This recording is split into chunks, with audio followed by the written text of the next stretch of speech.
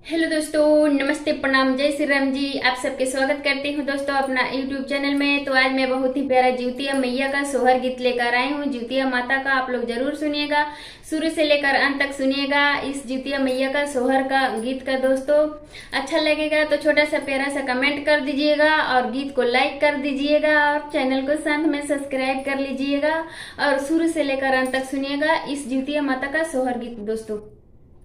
तो चलिए मैं सुनाने जा रही हूँ, आप लोग जरूर सुनिएगा। सासु जिउतिया गढ़ाई दहम जिउतिया भूखेम ना, सासु जिउतिया गढ़ाई दहम बरतिया भूखेम ना। चाहे सोना बेच गढ़ाई द, चाहे चांदी बेच गढ़ाई द, चाहे सोना बेच गढ़ाई द, चाहे चांदी बेच गढ़ाई द, चाहे रुपया धैल गढ़ाई द हम जिउतिया भूखब ना।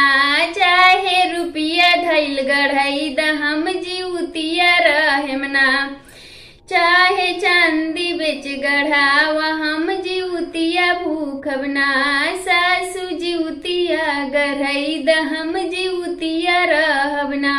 सासु जिउतिया गढ़ाई द हम बरतिया भूखब ना। सासु जिउतिया गढ़ाई द हम बरतिया रहब ना। चाहे चावल बेच गढ़ाव, चाहे गेहूं बेच गढ़ाव, चाहे चावल बेच गढ़ाव, चाहे गेहूं बेच गढ़ाव।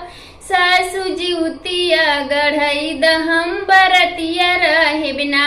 सासु जिउतिया गढ़ाई द हम बरतिया रहेब ना।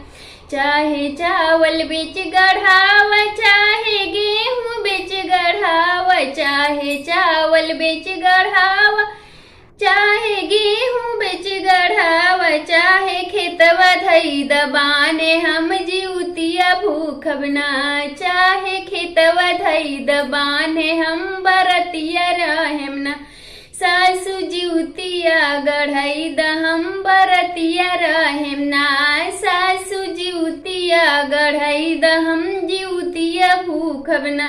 चाहे ससुर बेची डाल, चाहे पियवा बेची डाल, चाहे ससुर बेची डाल, चाहे पियवा बेची डाल, चाहे नंदी बेची डाल हम बरतिया रहेम ना।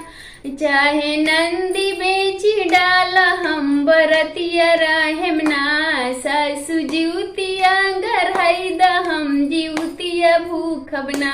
सासु जिउतिया गढ़ाई द हम बरतिया रहेम ना। सासु जिउतिया गढ़ाई द हम जिउतिया भूखब ना।